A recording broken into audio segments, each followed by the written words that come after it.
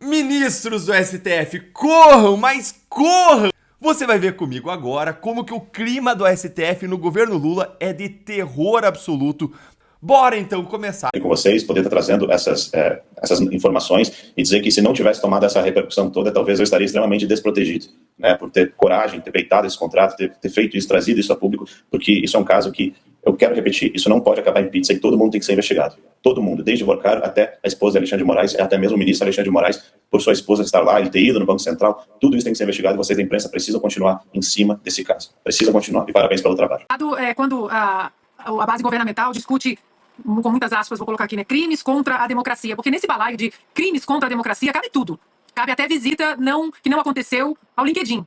Crimes contra a democracia. E aí, a preocupação que eu vejo em relação esperançosa à declaração de Espiridião a mim, o problema é que no meio do caminho há uma pedra no meio do caminho que se chama Davi Alcolumbre. Mesmo porque Davi Alcolumbre já disse que, se tratando de impeachment de ministros do Supremo Tribunal Federal, de Alexandre de Moraes, nem com 81 assinaturas ele colocaria para votação. Então, como será feita essa pressão é muito importante, porque a sociedade segue fazendo pressão nos congressistas, o Congresso que esteve apático durante muito tempo, ainda, né, muitos congressistas seguem nessa apatia, medo do STF, enfim, outros seguem lutando pela defesa da Constituição, como o Alexandre colocou. Não dá para dizer que a Constituição é inconstitucional. Mas, como será feito assim que todas essas assinaturas elas forem alcançadas? Como isso será colocado em prática? Porque Davi Alcolumbre, ele já mostrou que veio. E a função dele é proteger o consórcio, é proteger o sistema, é proteger o deep state, o establishment, e toda a falta de transparência do Supremo Tribunal Federal e de todos aqueles que o Supremo Tribunal Federal protege, porque existem os congressistas que protegem o Supremo e o Supremo protege os congressistas numa troca e nada republicana. A nossa Constituição fala na independência e na harmonia dos poderes. A harmonia está sobrando entre alguns parlamentares e o judiciário, que está faltando em independência. A Comissão de Ética da Presidência da República instaurou um processo de apuração contra o general Augusto Heleno, que foi ministro do Gabinete de Segurança Institucional durante o governo de Jair Bolsonaro. Atualmente, ele cumpre pena por tentativa de golpe de Estado. A apuração é fundamentada em supostas infrações éticas relacionadas a declarações feitas por Heleno em 2022 sobre a Agência Brasileira de Inteligência, a ABIN, e o processo eleitoral que resultou na vitória de Lula. A decisão foi aprovada por unanimidade em dezembro de 2025 e o envio formal ao Supremo Tribunal Federal ocorreu na última sexta-feira. No documento enviado ao STF, a comissão afirma que a apuração é necessária para averiguar o cometimento de possíveis infrações previstas no arcabouço ético. O processo de apuração tem como base depoimentos do general durante uma reunião ministerial realizada no dia 5 de julho de 2022, quando Bolsonaro ainda era presidente. Nessa reunião, Heleno teria feito os comentários que indicavam um possível uso irregular da BIM e uma postura que pode ter fortalecido narrativas sobre supostas fraudes nas urnas eletrônicas. Esse discurso de descrédito às urnas foi amplamente usado por setores bolsonaristas para questionar a lisura do sistema de votação depois das eleições de 2022. De nuevo, es una elección de los brasileros, digamos, con la diferencia que ahí, digamos, tengo amigos, digamos, como ser, digamos, los Bolsonaro. Entonces, digo, si usted me pregunta a mí usted me saca del lugar del político, está claro que prefiero una solución con los Bolsonaro y no una solución del socialismo del siglo XXI. A Justiça negou o pedido da defesa de Daniel Vorcaro, dono do Banco Master, para que as partes das operações Carbono Oculto e Quasar que envolvem o banqueiro fossem enviadas para o ministro Dias Toffoli, do STF. O tribunal, em primeira instância, decretou que não há vínculo com as investigações sobre o negócio do Banco Master com o Banco Regional de Brasília, o BRB. As operações Carbono Oculto e Quasar, feitas pela Polícia Federal, apuram crimes financeiros e lavagem de dinheiro, envolvendo o PCC, gestoras da Faria Lima e o setor de combustíveis. A Carbono Oculto tramita na Justiça Estadual Paulista e a Quasar na Justiça Federal em São Paulo. Em janeiro de 2022, o então presidente Jair Bolsonaro deu o maior aumento da história para os professores. O maior aumento possível, segundo a lei do piso salarial dos professores. Mais 33,24%. Hoje, no governo do amor, aquele que se diz a favor do funcionário público, aquele que se diz, né, zeloso da educação, deu míseros 0,37%. Essa é a conta do amor. Espero que os professores, principalmente aqueles sindicalizados que gostam tanto do Lula, estejam gostando do reajuste, não é chamar de aumento, né, que eles receberam. A boa notícia é que vai dar para corrigir isso esse ano. Se você é professor e está com saudade do Bolsonaro, esse ano, Deus quiser, você vai ter a chance de votar em. Um abraço a todos vocês, fiquem com Deus. O lobista do rombo do INSS mandou entregar um medicamento no apartamento do filho do presidente da República. Será que dentro desse pacote do medicamento tinham 300 mil remédios? 300 mil pílulas? Isso aí, desculpe, Polícia Federal, vocês têm que investigar. Não tem esse negócio. O que o lobista... Agora que a gente sabe que o lobista era sócio da melhor amiga da Renata, que é a mulher do Lulinha, e que o casal viajava junto, viajava o mundo inteiro junto, o Brasil, tirava foto, passava Réveillon. Olha, desculpa, no mínimo o Careca agora tem que dizer o seguinte: eu sou amigo da família. E a Renata tava gripada ali. Então eu mandei entregar lá um resfenol, que não tá patrocinando esse programa, né, ou uma, sei lá, uma aspirina, vai. Uma aspirina. Eu mandei entregar aspirina lá, porque era tarde da noite e em São Paulo, sabe como é que é, né? As drogarias fecham. Elas fecham às 11 da noite e era madrugada, né? Elas nem funcionam 24 horas. Então eu mandei entregar lá porque realmente estava muito preocupado com essa gripe que pegou na mulher do filho do presidente. Eu estava me perguntando se o medicamento não podia ser Simancol. Se fosse um Simancol, acho que seria bom para todos nós. Simancol, eu não sei se tem, né? Eu acho que tiraram da linha de produção esse medicamento. É igual o trombofóbio. O trombofóbio era um negócio tão bacana, viu? Aí transformaram em gel, era uma pomada que você passava assim, tirava o roxo na hora, ficava vermelho, tirava o roxo. Minha mãe passava na gente quando a gente era pequeno. Aí transformaram num gel, porque ele concorre, viram que aquilo funcionava muito e tiraram de circulação. Aí um aqui me disse aqui, ó, o Jorge, ele falou: Cláudio, provavelmente é remédio de cannabis, porque o Careca tinha uma empresa de cannabis, né? Então provavelmente é isso. Tem um outro que falou assim: isso aí é propinol, 300 miligramas. Já o Luiz Lima nunca viu esse remédio. Desse aí não tem, não tem aí não? Propinol. Não.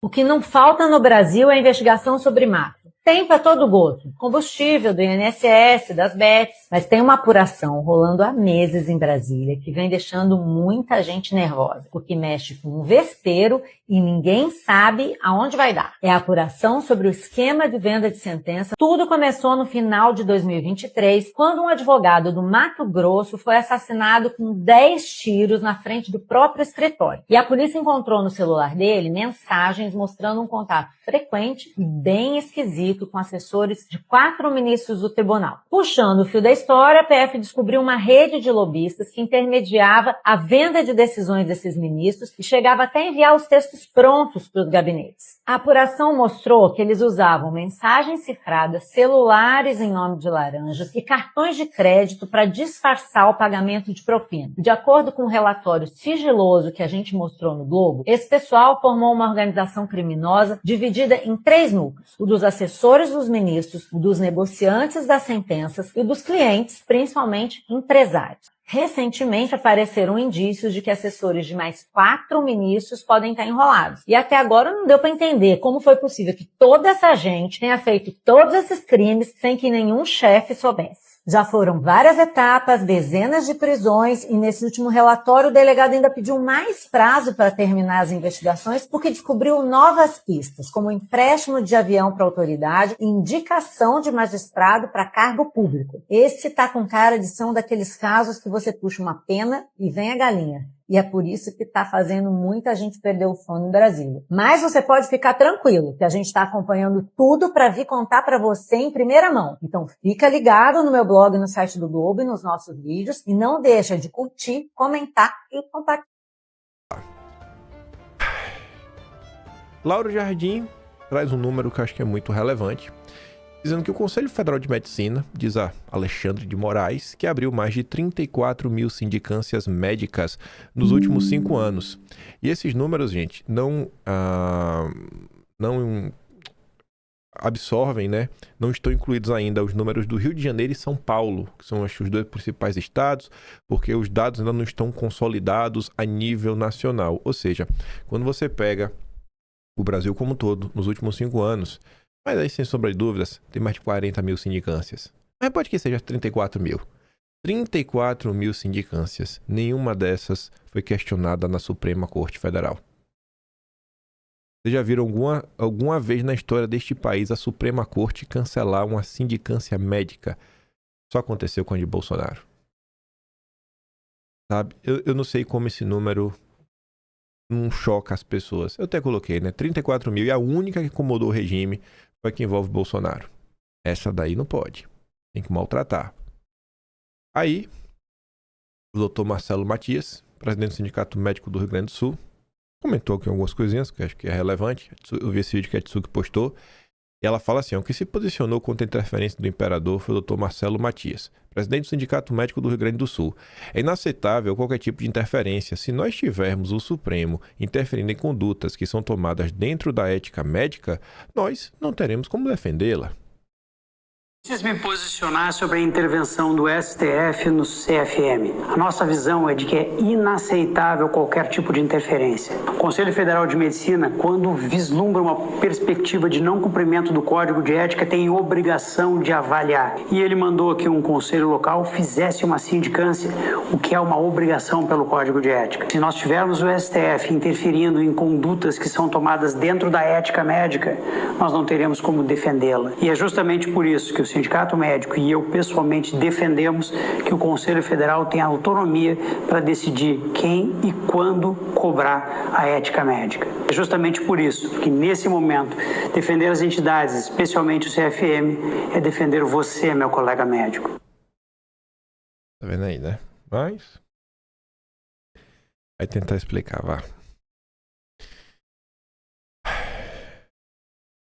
Nossos parlamentares, finalmente aí estão começando a se movimentar. Isso daqui pode não dar em nada, mas já deu em notícia, né? Notícia importante pra gente levar a situação à frente. Eu vi um vídeo hoje, que acho que é o retrato do Brasil. O cara falava o seguinte: você vai votar em quem em 2026? Em Lula ou Flávio Bolsonaro? Aí o cara tá no Piauí, né? Porque o cara fala assim: não, eu vou votar no Lula porque tá sendo assim, o melhor prefeito de todos. Aí o cara falou: melhor prefeito do Piauí, né? Ele é. Tem gente no Brasil que tá nesse ponto, que acha que Lula é prefeito. Imagine, pra você ver como é que tá o nível das coisas. Tá ali, a maioria dos senadores assina pedido de prisão domiciliar para Bolsonaro. 41 senadores se posicionando a favor. Já tem 41 assinaturas. Porque é simplesmente uma questão humanitária. Até porque o tratamento para outras pessoas é totalmente diferente, né? Outros ex-presidentes. Tem até notícia sobre o Collor. Oposição estuda a saída legislativa para Bolsonaro e para domiciliar. Pois é, né? Enfim, vão estudar se é possível apresentar um projeto que garanta a Bolsonaro o direito de ir para a prisão domiciliar. Segundo caciques do PL ouvido pela coluna, debate-se nos bastidores do partido se há alguma solução legislativa que permita a Bolsonaro ao menos cumprir a condenação em sua casa. O objetivo maior ainda é conseguir a anistia, entretanto, sabe-se que Hugo Mota dificilmente colocará o tema em votação. Inclusive, depois que o Lula vetou a dosimetria, o Espírito Amin protocolou um projeto de anistia. E nesse momento eu nem quis comentar em vídeo nem nada, porque é algo muito mais simbólico do que qualquer outra coisa. A chance de isso ser pautado pelo Alcolumbre, depois passando na Câmara e tudo mais, é quase zero. Aí falando da prisão domiciliar. A gente já chegou aqui a comentar as relativas ao Lula, a quantidade de visitas. Lula basicamente tinha um escritório de política, organizando, fazendo a campanha presidencial do Haddad, lá de sua cela em Curitiba.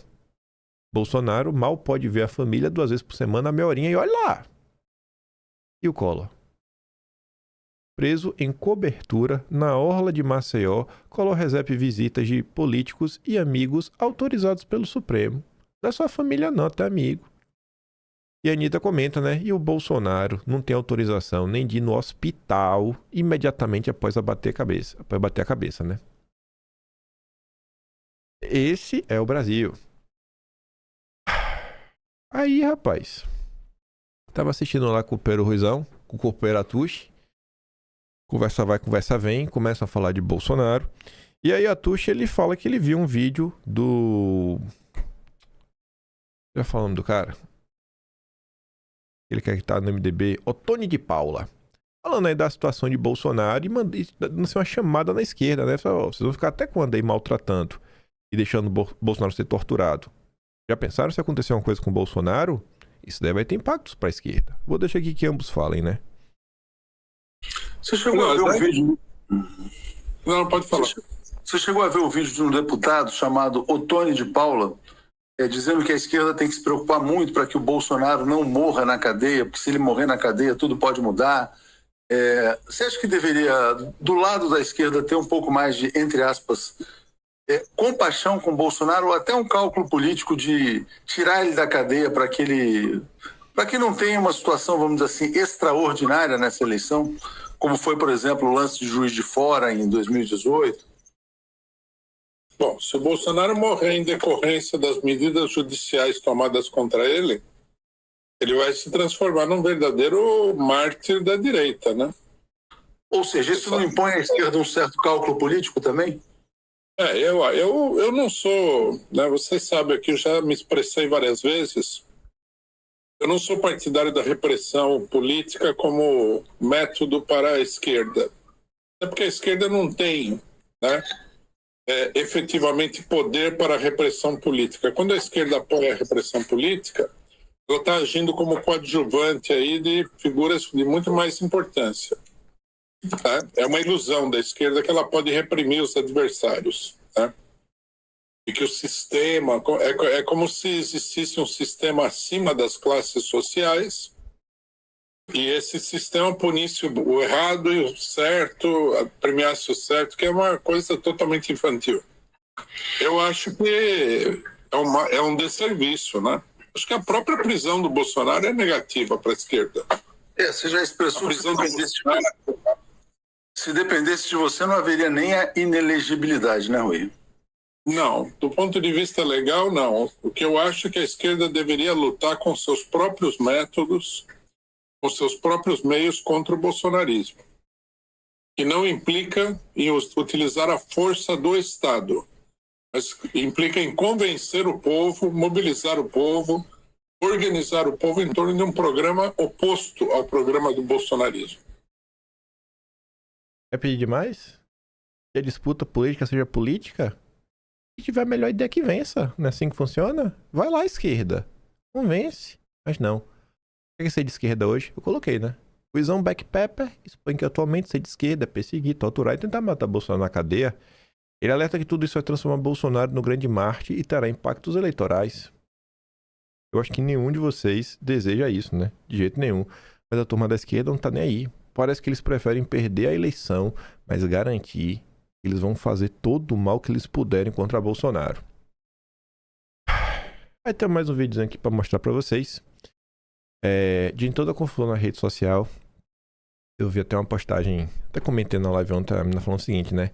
Eu venho acompanhando diversas postagens de políticos aqui no Twitter, está bonito de ver. Todas as postagens, os políticos estão apanhando com a população, cobrando que eles tomem medidas, sabe? Façam alguma coisa em relação à situação de Bolsonaro, que está cada vez mais insustentável.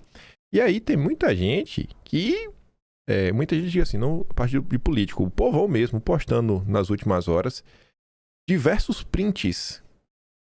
E como era o print, né? Deputado X, né? @deputado te bloqueou. Diversas pessoas de direita sendo bloqueadas por deputados por cobrá-los em relação a Bolsonaro. Repete isso assim 3 vezes na tua cabeça. Deputados de direita estão bloqueando pessoas de direita que estão cobrando os deputados de direita a fazer alguma coisa em prol de Bolsonaro. Estranho isso, né? Não vou citar o nome de ninguém, pô, não quero dividir mais a direita, mais do que ela já está dividida. Eu vou dar play aqui no vídeo do Eduardo, deixar que o Eduardo fale poucas palavras. Eu vou explicar como é que funciona a cabeça de um candidato. Um candidato numa eleição, ele olha adiante e vê no dia da eleição a linha de chegada. E ele faz de tudo para, ao máximo, otimizar o resultado desejado, que, por óbvio, é a vitória na eleição. Então, até lá, ele cava, né, entrevista com a imprensa, ele faz comício, ele fiscaliza o hospital, ele se mete no meio de passeata de opositor para criar um fato. Enfim, ele dá um jeito, porque ele busca, né, ele tem esse interesse no resultado vitória eleitoral.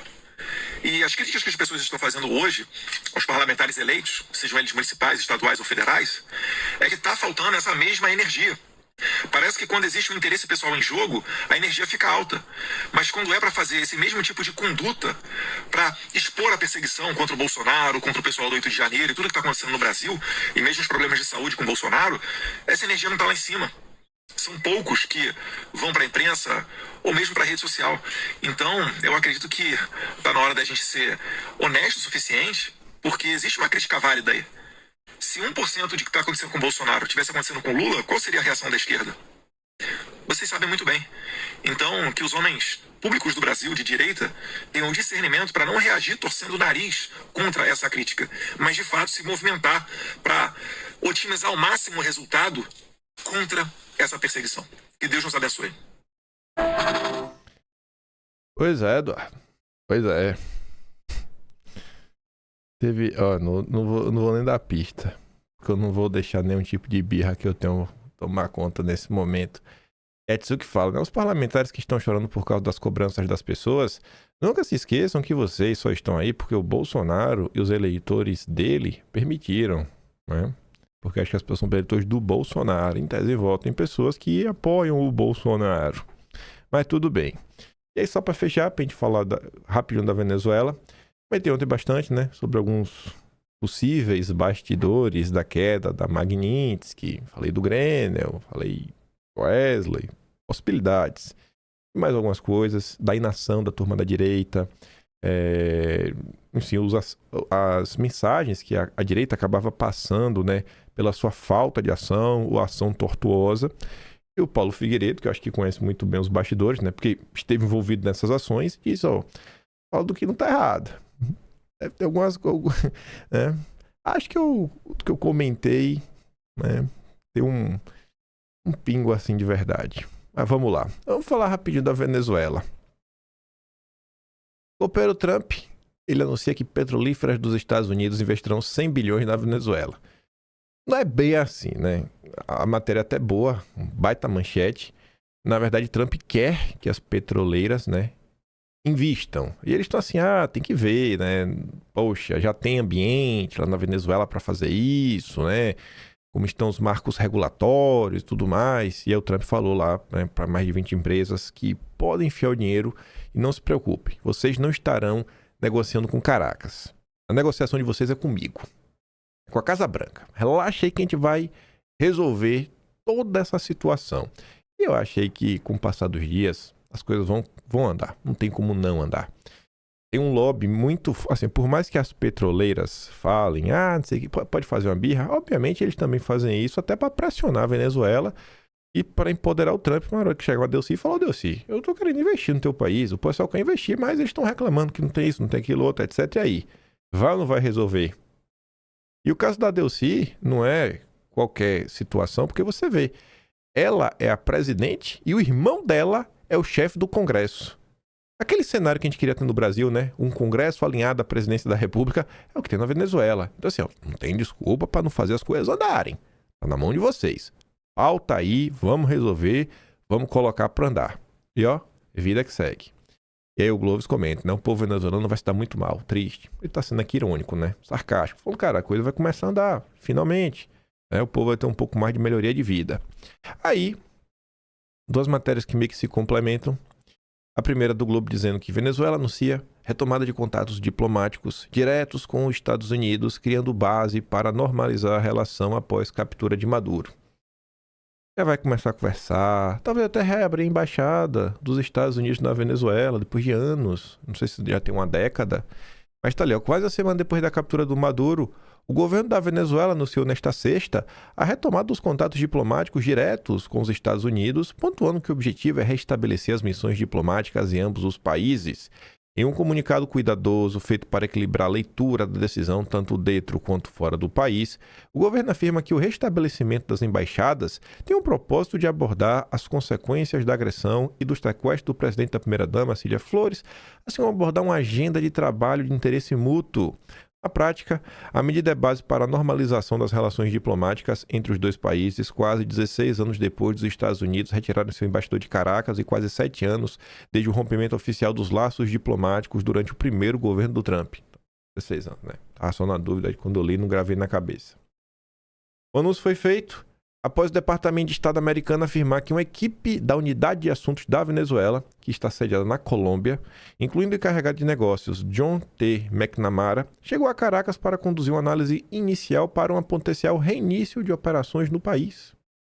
Eu até fui pesquisar se esse McNamara era parente do Robert McNamara, que foi secretário de Defesa, né, tempos atrás dos Estados Unidos, mas segundo o Google, não tem nenhuma relação.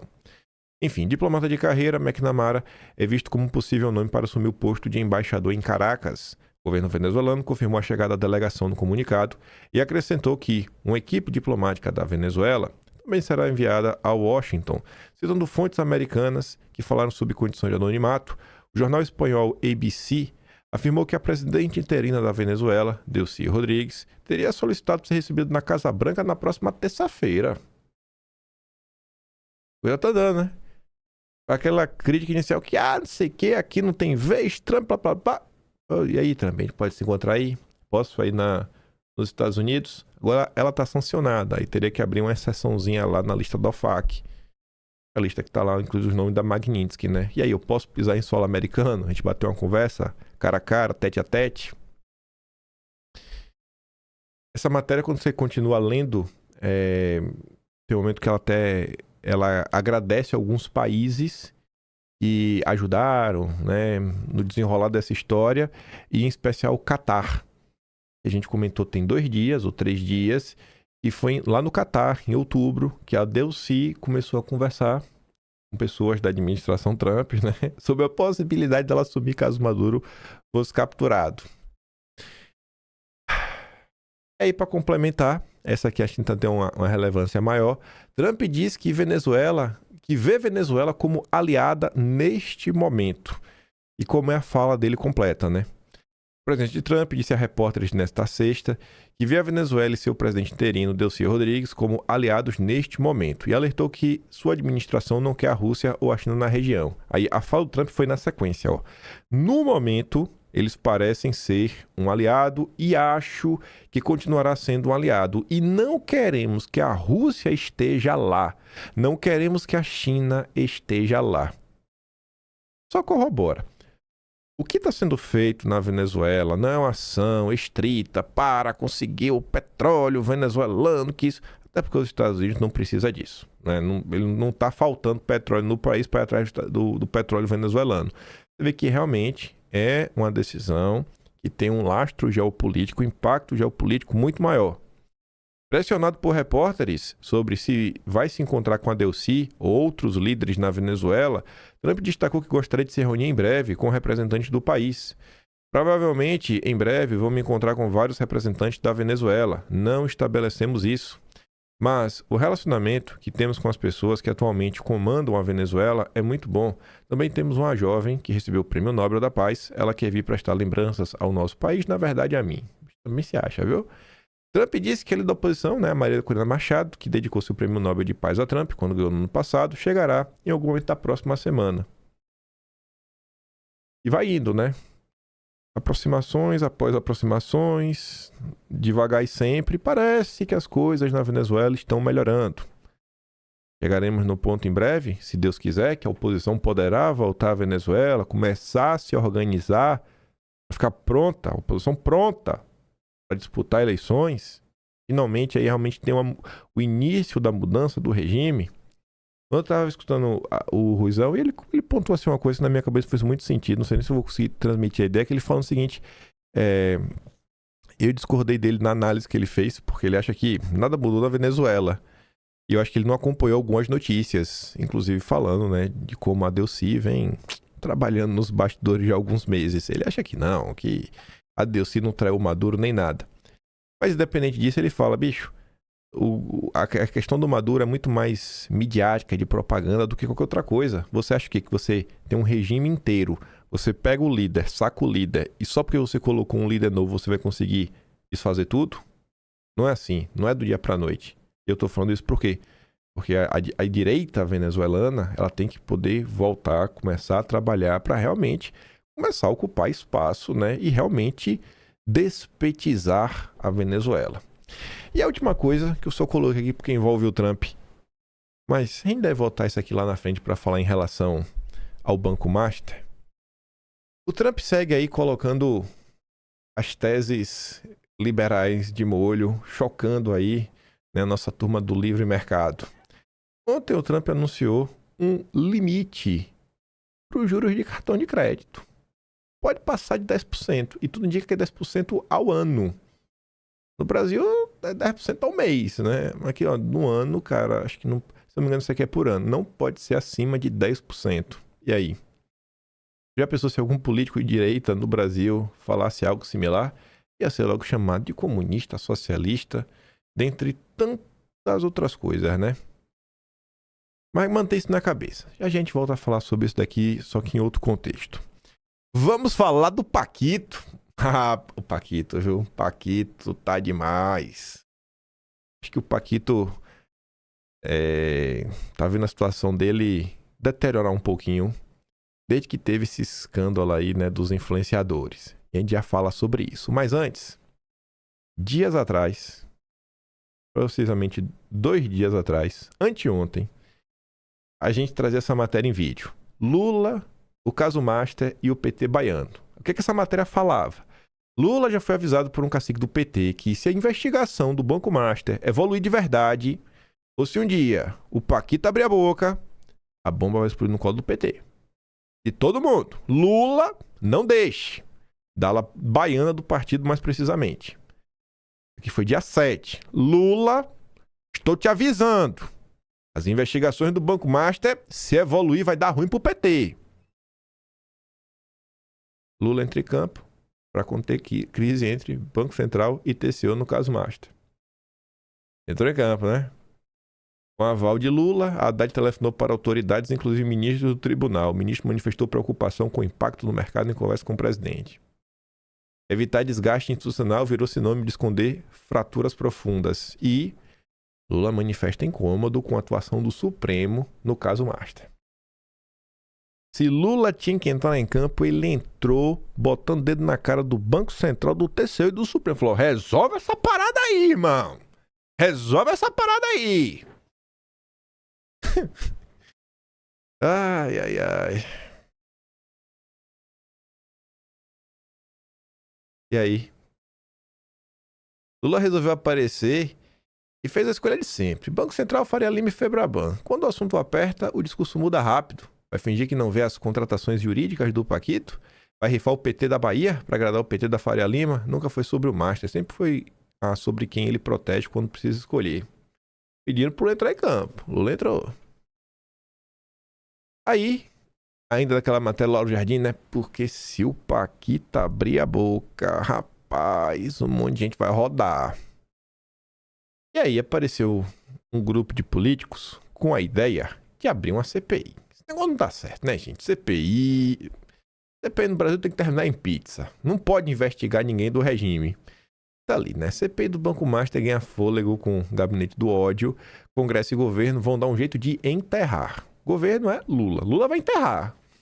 Parece que o Lula tá levando a sério, né, o alerta que recebeu que o PT pode rodar.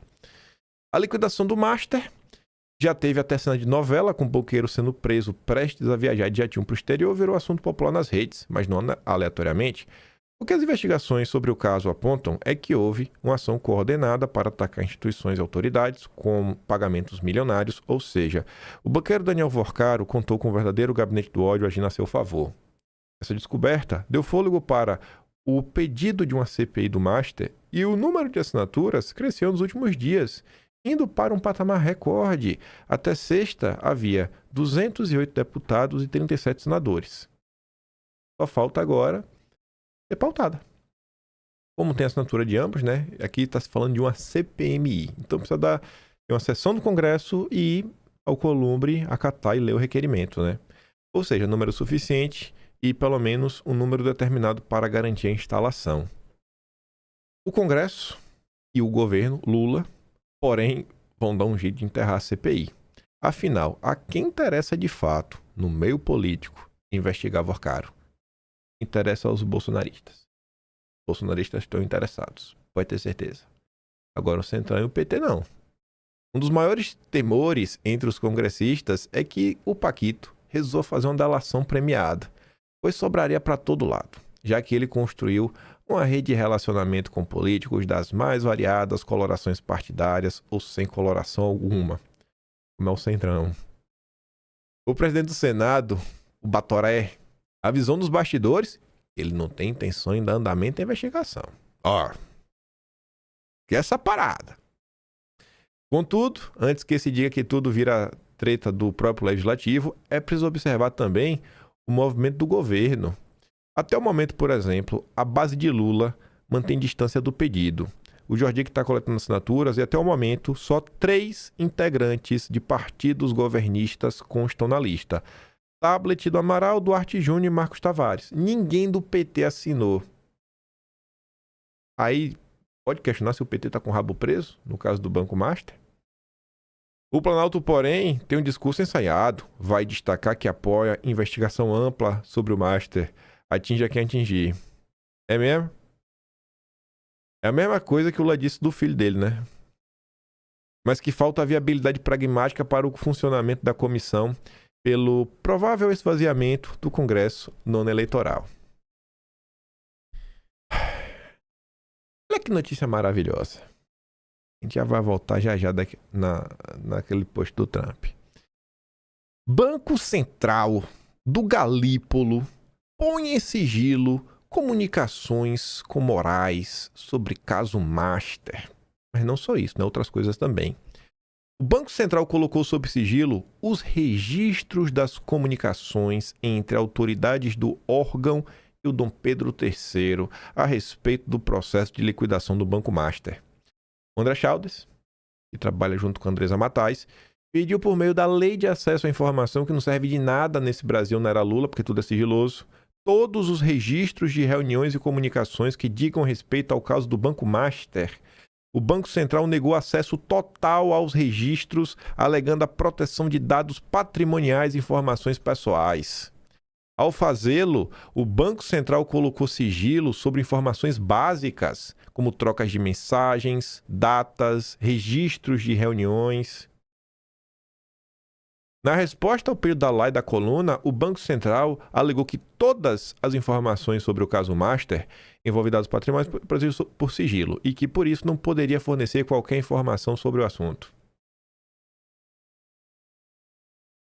Bicho, você pode odiar o Paquito, você pode odiar o Banco Master, você pode desejar que ele faça uma delação premiada, você pode desejar que o celular do Paquito se torne patrimônio público, sabe? Para todo mundo poder acessar o site oficial do celular do Paquito, a gente poder ler todas as mensagens. Agora não dá para levar o Banco Central a sério. Não dá para cair nesse papo aí que o Banco Central é uma instituição técnica que está sendo atacado pelos influenciadores. Isso aqui é o Banco Central. Isso daqui é o Banco Central. O TCU não pode nem ver o documento sigiloso.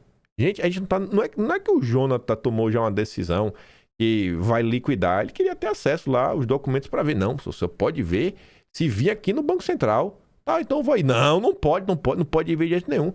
Porque tudo no caso do Master, gente, é sigiloso.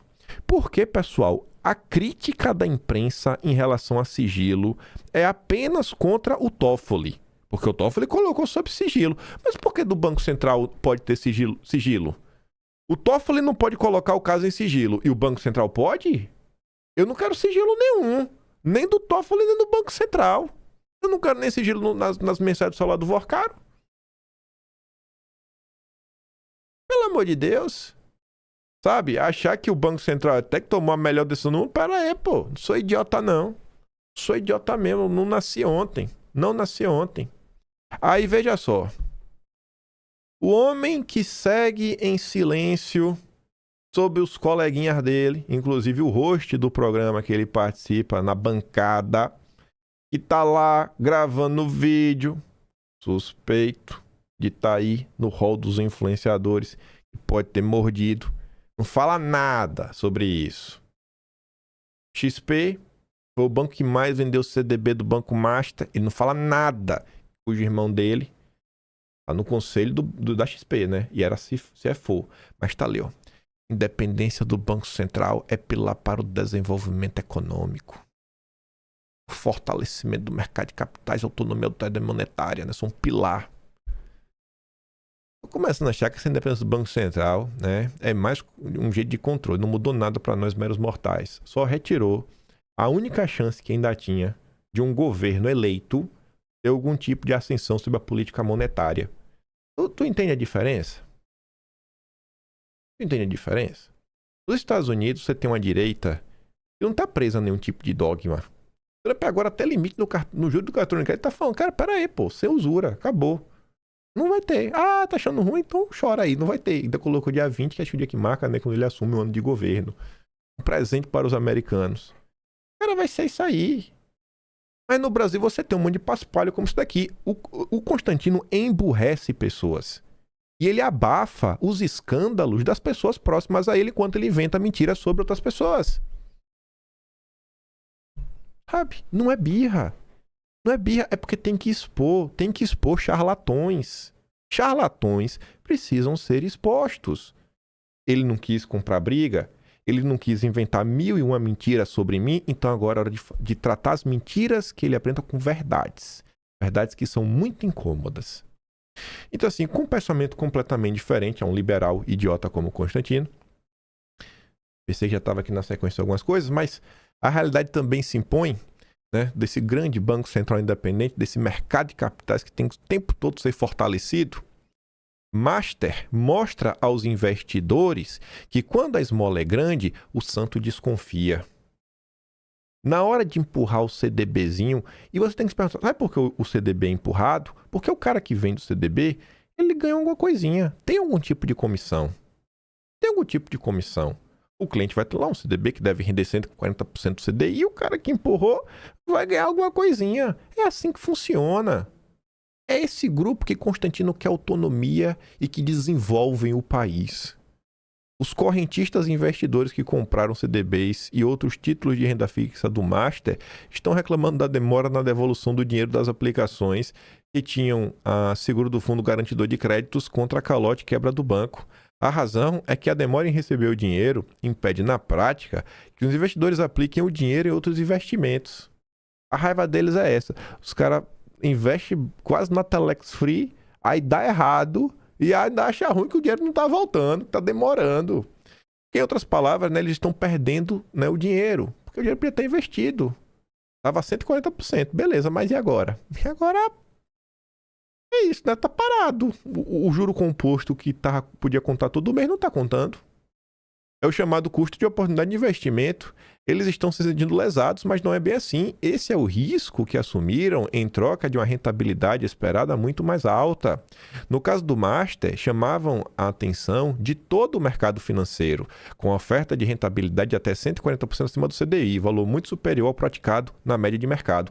Rodrigo Constantino devia chamar o irmão dele, conselheiro da XP, ex-CFO, fazer uma live para explicar por que a XP vendeu tanto o CDB do Master, já que era um negócio que chamava a atenção de todo o mercado financeiro, né? Pagando bem que mal tem, né? O ganho com CDBs estava fácil demais. É um risco que deveriam conhecer. Pois é. Se não conheciam, as plataformas de venda do CDBs deveriam esclarecer. O Constantino tem um grande papel nisso. Vá lá, cara. Como é bom esfregar verdades na cara de um mentiroso, de um charlatão. Estados e municípios terão que cobrir rombo dos fundos de previdência com o Master. Viva o livre mercado. Bem que aqui, né? É a grande parceria do livre mercado com o Estado, né, brasileiro. É que realmente é o Brasil, né? É aquela união perfeita do oligopólio com o ente estatal. O Ministério da Previdência concluiu que o prejuízo de fundos que investiram em letras financeiras do Master será bancado pelos cofres públicos locais. Boa. Estado como o Rio e Amapá investiram em títulos do Master sem a garantia do FGC. Pô, massa. Parabéns. Eu acho que esse dinheiro vai sair de onde, hein? Do teu bolso, se tu não percebeu ainda. Do teu bolso. Do teu bolso. Aí a turma do Quinto escreve, né? O crepúsculo dos ídolos técnicos. É preciso um estômago forte para aguentar as notícias que surgem diariamente de Brasília sem passar mal. O Brasil, famoso por tantas jabuticabas jurídicas, está assistindo a um fenômeno que desafia a própria lógica. O único homem, o Paquito, está conseguindo a proeza de transformar o Supremo, o TCU, o Banco Central e até o Palácio do Planalto em escritórios de despachante de suas vontades. E se escancara como um sistema financeiro que adora posar de técnico e racional virou, na verdade, uma máquina de desestabilizar o país. Só existem duas explicações para isso. A primeira é achar que o Paquito é um super-herói com poderes mágicos para dobrar a República. O que eu acho que não é verdade. A segunda e única verdadeira é que nossas instituições, as instituições do Estado democrático de direito, que precisam ser defendidas por todos os brasileiros de bem democráticos e antibolsonaristas, enfim, que enchem a boca para fazer discursos bonitos sobre democracia e fortaleza institucional, estão, na verdade, podres por dentro por conta do dinheiro sujo que circula nos bastidores. Vejam a gravidade da situação. Quando um banco, cheio de problemas, cercado por fraudes de bilhões, virou motivo de uma briga de foice entre ministros e órgãos do governo, o que morreu não foi só o banco, foi a própria República, que tornou-se um balcão de negócios à plena luz do dia. Supremo, Banco Central, TCU, classe política, ninguém sabe para que lado vai, cada um remando na direção. Falavam tanto que Bolsonaro estava interferindo, né, na harmonia entre os três poderes. Rapaz, surgiu um homem mais perigoso que Bolsonaro, o Daniel Vorcaro. Esse realmente fez os três poderes brigarem. Por décadas, tentaram nos empurrar um mito de que o mercado é técnico e isento, como se fosse um semideus, que lá do alto das suas planilhas decide o que é bom para nós.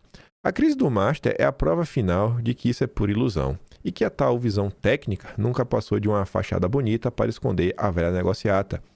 Cada vez mais descarada entre a Faria Lima e Brasília, se o destino de uma nação inteira pode ser sequestrado pelos rolos de um financista e seu exército de engravatados, então essa técnica é só propaganda a serviço de quem acorda e vai dormir sem pensar no povo brasileiro por um segundo.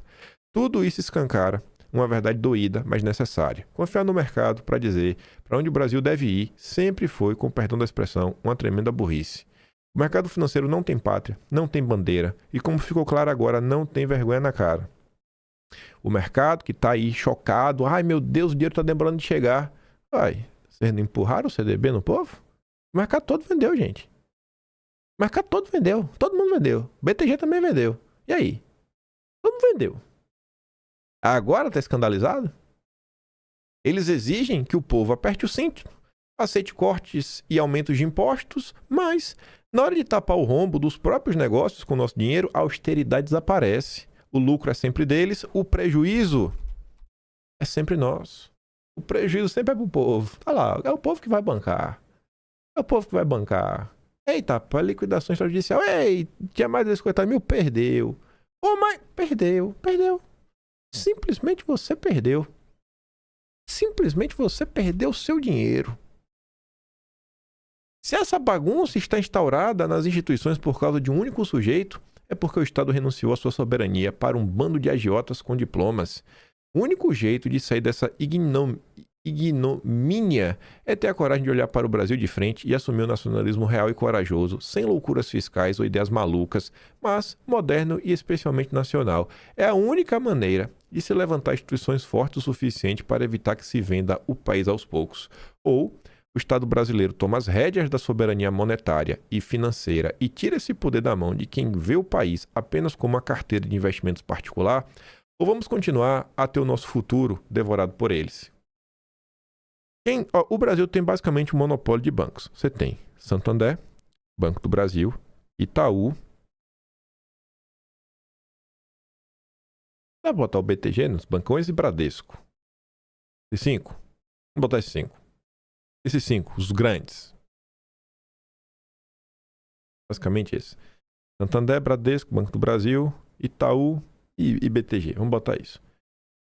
Algum desses 5 bancos vocês acham, sei lá, que pensam no futuro do Brasil?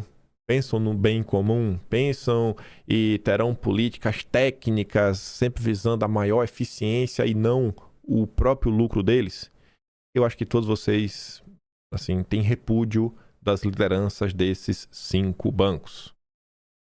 Se a gente sabe que esses 5 bancos não jogam favoravelmente pelo Brasil, o que é que a gente faz? Esses 5 bancos não jogam favoravelmente pelo Brasil, o que a gente faz? Qual é a força que pode bater de frente com esses 5 bancos? A única força que pode bater de frente é um governo democraticamente eleito e que verdadeiramente represente a vontade popular. Essa é a função de um Estado. É, às vezes, dar um enquadro, né, em setores privados que agem contra o interesse nacional. Tá certo é que o Banco do Brasil é um banco estatal, né? Mas, enfim, gente, não tem outro caminho. Chegou num ponto que a gente está diante de um bloco de grupos tão fortes que simplesmente ou você coloca assim, dá uma acalmada, ou não vai. E o pior é que nem são só mais bancos, né? O melhor dos exemplos é o BTG. que hoje não é um banco só, tem tudo. Tem de aeroporto a, sei lá, indústria, fazendas, outras coisas na área de logística, tem tudo. Tá competindo aí com os irmãos Batista para ver quem tem mais patrimônio e mais diversificação. O Brasil é grande demais para caber em balancetes fraudulentos. Isto vale dobrado para quem ainda cai no canto da mão invisível que resolve tudo. No caso de Ivorcaro, a mão está bem visível e ela está apertando o pescoço da moralidade pública. Ou a nação impõe respeito, ou vamos continuar a ser o quintal de banqueiros que brincam de Deus com o nosso futuro. E Deus costuma cobrar caro e conjuros de quem brinca de realizar falsos milagres. Aí veja só. Caso do Banco Master começa a contaminar o risco Brasil. Oh, meu Deus do céu. Matéria do Valor Econômico. Investida contra o Banco Central, feita pelo ministro do Tribunal de Contas da União, Jonatas Jesus, provoca uma busca por hedge, ainda que tímida, nos mercados domésticos. Meu Deus, estou preocupado. Meu Deus, tenho que me achar um negócio que me proteger. A bolsa pode desvalorizar meu dinheiro. Assim, o caso do Master começa a contaminar o risco Brasil. Aí a Renato dá risada, né? Fala, peraí, vamos lá, vamos lembrar o Brasil. O crime organizado já virou, né, uma infraestrutura paralela. Porque você tem água, mas tem que pagar para o crime organizado. Na verdade, já tem lugar no Rio de Janeiro e em outros lugares que tem até portão, né? Para você poder, você tem que pagar a mensalidade, senão você não pode nem sair. Aí o gás, você não pode comprar do cara. A energia elétrica, se for um gato, é do cara. Então, assim, é verdadeiramente uma infraestrutura paralela. Aí você tem a fraude bilionária do INSS, você tem perseguição política institucionalizada no país, você tem uma insegurança jurídica crônica, só que nada disso encosta no risco Brasil. Nada disso abala o risco Brasil. Mas um paquito metido a espertalhão, sim, ele consegue destabilizar, né, o risco Brasil, e, assim, no CDs e mexer o risco Brasil. Se estender uma lona, na Faria Lima vira o circo. Do mesmo jeito que a imprensa vem apontando que pode existir influenciadores trabalhando para levar a barra do Banco Master, tem outros influenciadores tirados a jornalistas e tentam passar um pano no sentido oposto. Aí vamos lá, né? O Arthur comenta, só no Brasil que maluco contrata uma empresa de fofoca para uma operação secreta. Realmente, né? A administradora do grupo Léo Dias contratou influenciadores para ataque coordenado contra o Banco Central. Realmente, viu? É demais. Aí vamos lá. Dono do Master contrata Michel Temer para tentar salvar a venda do banco para o BRB. O que é mais grave, gente? Contratar influenciador para falar mal na rede social do Banco Central, contratar o Michel Temer. Tu percebeu que a imprensa não tem o mínimo de juízo de valor? Por que contratar o Temer, gente? Não vamos ficar de teatro. Ninguém contrata o Temer pela sua capacidade técnica, e sim pela sua influência política. Ninguém contrata o Temer pela sua capacidade técnica, mas sim pela sua influência política. Isso não choca. Isso não tá e não ganha destaque no noticiário. A Malu Gaspar até já esqueceu de falar disso já. Os jornalistas não cobram. A Globo News nem toca nesse assunto. O Estadão tá lá, deixa pra lá. Vocês querem me convencer que o grande problema são os influenciadores? Pelo amor de Deus. Pelo amor de Deus. Quanto que o Temer recebeu por isso? E qual era o serviço do Temer? Aí vem a privacidade, né? Não, porque foi contratado como advogado. Aí é o sigilo entre partes. Aí, nesse caso, tem sigilo. Lá atrás, foi revelado que o Master tinha gastado 500 milhões com advogados. E isso acho que nos últimos anos, enfim. Vamos botar que uma parte desse dinheiro iria para um contrato que, se ao final desse contrato fosse todo honrado, seria mais ou menos 130 milhões. Beleza. E aí o Rodney fala sobre isso, né? 129 milhões, a gente já meio que sabe para onde iria. E os outros 371 milhões? Foi gasto com o quê? Para quem? Que causas? Ou é para lobby político? É para molhar a mão de alguém para ver se algumas coisas andavam? O brasileiro perdeu há muito tempo o senso de proporção. E isso é um problema sério. Mas vamos lá falar dos influenciadores. Influenciadores suspeitos de ataque ao Banco Central publicaram conteúdos semelhantes quase ao mesmo tempo. Mas que coisa, né? Aí na sequência. Polícia Federal tem indícios no celular de Vorcaro de que ele ordenou ataques virtuais de influenciadores. Só que essa matéria, ela é meio coisa, né? Eu fui até ler pra ver se eu não tava maluco. Eu falei, bicho, se o Vorcaro foi preso no dia da liquidação extrajudicial, o celular dele foi preso naquele dia. Ele já deu tempo de ir atrás de um influenciador, nem tinha ainda as questões aí TCU e tudo mais. Aí o que a matéria diz, né? Na análise inicial que os investigadores estão realizando no telefone do Paquito, foram encontrados diálogos dele ordenando a realização desse tipo de ação. De acordo com fontes que tiveram conhecimento do assunto, o Paquito repassava essas ordens a auxiliares que não trabalham diretamente no quadro do Master. Ele pedia a promoção de informações positivas sobre o Master e determinava ataques virtuais a pessoas públicas que, na sua avaliação, estavam atuando contra o seu banco. E aí, a defesa falou que não fez isso. E além de falar que não fizeram isso, a defesa do Paquito pediu pro Toffoli abrir um inquérito porque ele é vítima de difamação. A defesa do Paquito apresentou uma petição ao Toffoli dizendo que ele não contratou influenciadores digitais. Os advogados do Paquito também querem que Toffoli determine a instauração de outra investigação para apuração da prática de toda e qualquer disseminação de fake news e crimes contra a honra relacionada ao presente caso. Eu me pergunto, vai ter agora um novo inquérito das fake news? É isso? Teremos um novo inquérito das fake news? Porque é o mínimo, né, a se esperar no Brasil. Agora, um assunto sério. Assunto seríssimo. Se eu tiver algum político, não precisa nem me citar nem nada.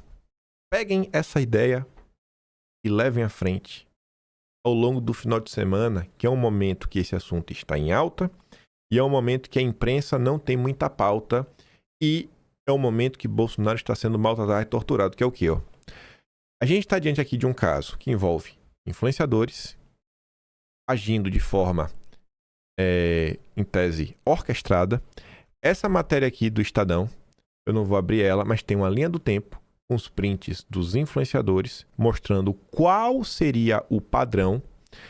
Nós temos um contrato que foi meio que revelado por causa do Rony, né? O Rony, que é o vereador lá do PL, o cara lá assinou e ele vazou para Malu Gaspar o contrato. Nós já sabemos de valores, pelo menos 3 valores diferentes. Um era 500 mil, outro era 1 milhão e outro valor, que era o valor máximo até então apresentado pela imprensa, de 2 milhões. Ou seja, a gente realmente tem um caso, tem provas sobre quem participou, quanto teria recebido, provas que documentariam isso, para fazer o quê, quando, onde. E o inquérito das fake news de 7 anos contra a direita? Em todos esses anos aí, perseguindo o Bolsonaro, é o ovo da serpente? De toda essa perseguição contra Bolsonaro, o que foi provado após todos esses anos do inquérito das fake news? Existe algo similar? Existe alguma ação ao longo desses 7 anos que mostra as pessoas, um contrato, dinheiro rolando e quais seriam essas postagens que ocorreram ao mesmo momento com a linha do tempo mostrando os envolvidos? Não. Não. Se tem um gabinete do ódio, aqui. Assim também como a gente viu o caso lá atrás da Choquei. E as confusões lá da Mind. Então assim, eles vão pegar essa história, os nossos deputados, vocês aproveitar o final de semana, sabe? Dá umas entrevistas aí, falando questão de Bolsonaro e tudo mais, cavam uns espaços na imprensa, né? Como o Eduardo falou, que na época de eleição o pessoal vai atrás da imprensa, tenta expliquem isso, faça um paralelo.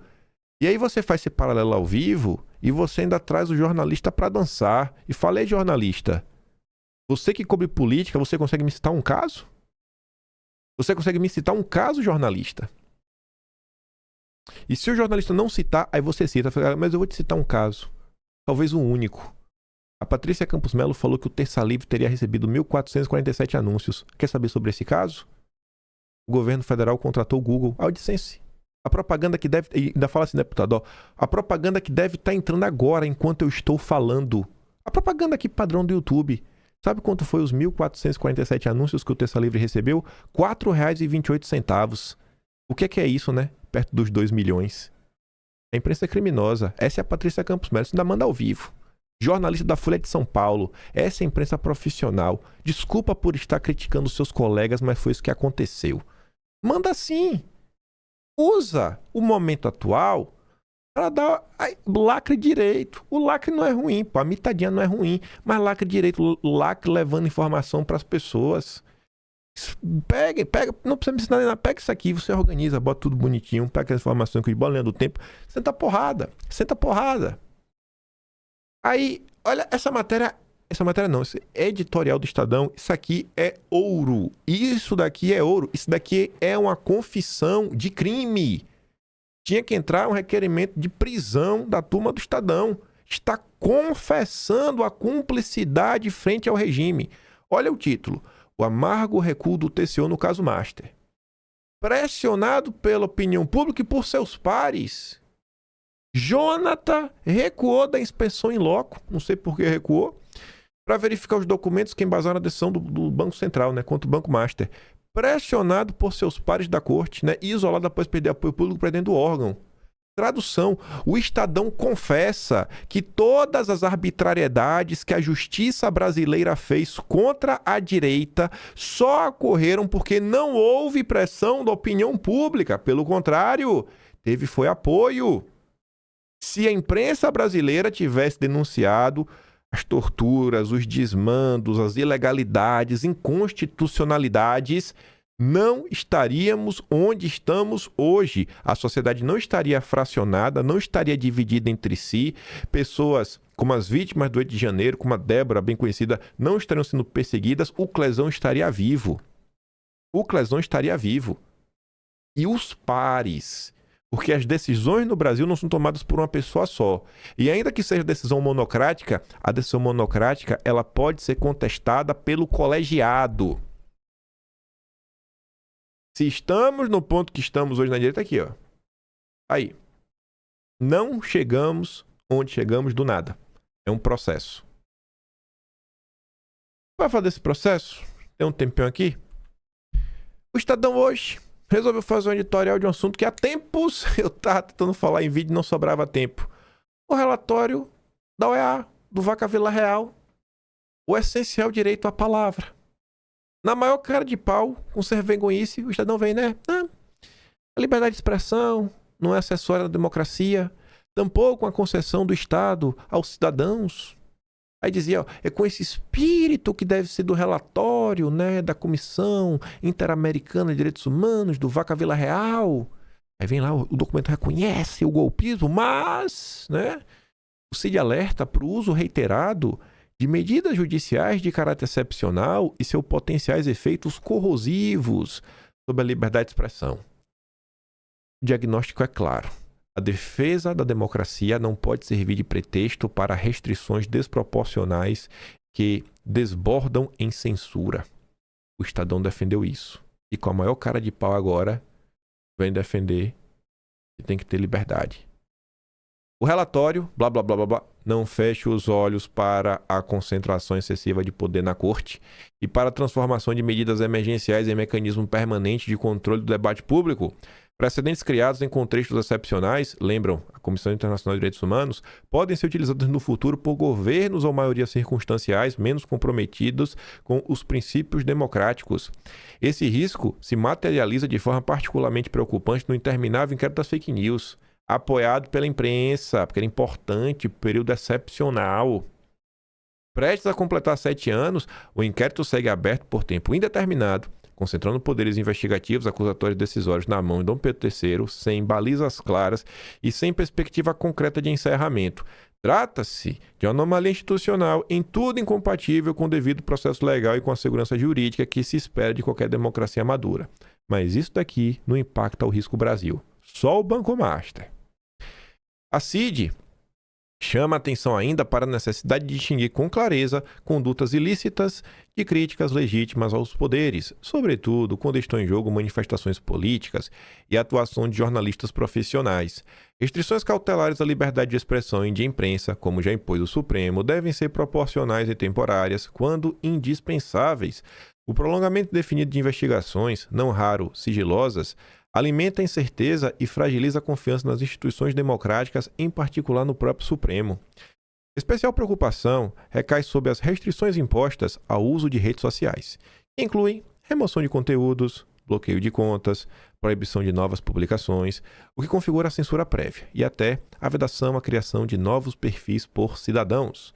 Medidas desse jaez, por óbvio, só podem ser admitidas em situações extremas, com fundamentação rigorosa, transparência e garantia do contraditório. Em muitos casos, não é o que se observa no país. A democracia brasileira já demonstrou resiliência diante de graves ataques. Justamente por isso, não se pode aceitar como normal o prolongamento indefinido de expedientes excepcionais sob quaisquer pretextos. Sob quaisquer pretextos. Quem apoiou o regime agora vem falar que não tem justificativa para fazer o que o regime faz. A liberdade de expressão, como lembra Cid, deve ser ainda mais protegida em tempos de crise, não menos. É mesmo? Porque foi o oposto que vocês defenderam. Defender a democracia implica necessariamente respeitar seus fundamentos, e nenhum deles é mais essencial que o direito à palavra. Cadê a pressão da opinião pública lá atrás? Ai, deixa eu ver se eu acho aqui esse vídeo, que tem alguns dias que eu mandei para mim mesmo no Telegram. Demetrio Magnoli fala e também deu uma chamada de atenção nessa relação aí, sabe? Esse aqui, ó. Da trama golpista, está se referindo a ordens de censura prévia e derrubada de perfis sob sigilo judicial, que parecem ser as dezenas que acontecem. Essas observações não alteram o centro do relatório, mas se nós não as levarmos a sério, nós estaremos fingindo que a realidade não é o que é. A OEA está apontando um problema, que é a concentração de poderes no Supremo e medidas excepcionais se tornarem normais. O Brasil precisa ouvir isso, porque o Supremo é um dos poderes da República, não é o imperador da República. O Supremo precisa ouvir, né, Demetrio? Aí a Cruzoé, que não tem nada de bolsonarista. Cid faz ressalvas ao inquérito das fake news. Artigo 43 do Regimento Interno do Supremo é o coração do inquérito das fake news. Em 2019, Toffoli evocou esse texto do regulamento que autoriza o presidente da Corte a começar um procedimento de forma excepcional, com poderes investigativos, em caso de infração à lei penal na sede ou nas dependências do Supremo. Graças a Toffoli, a norma interna passou a ser aplicada a todo e qualquer brasileiro em qualquer lugar, com a desculpa que agora é possível cometer crimes dentro do tribunal por vias digitais. Danadinho. No relatório sobre a situação da liberdade de expressão, discute-se a aplicação desse artigo 43. De início, a CID traz as desculpas dadas pelo Estado brasileiro. Em resposta às críticas do suposto excesso, o Estado brasileiro informou à relatoria que o artigo 43, que é citado como conferindo essa autoridade ao Supremo, tem força e eficácia de norma jurídica, uma vez que o regimento foi considerado como recepcionado ou compatível pela Constituição de 88. O Estado também informou que a aplicação do artigo 43 foi motivada pela natureza grave e excepcional da incitação ao fechamento do Supremo, é aquela balela. Em seguida, a CID critica essa interpretação ampla, falando, por outro lado, a interpretação dada pelo Supremo a este artigo, a fim de exercer sua jurisdição sobre as publicações na internet como se elas estivessem incluídas no conceito de sede do tribunal, gerou controvérsia no Brasil.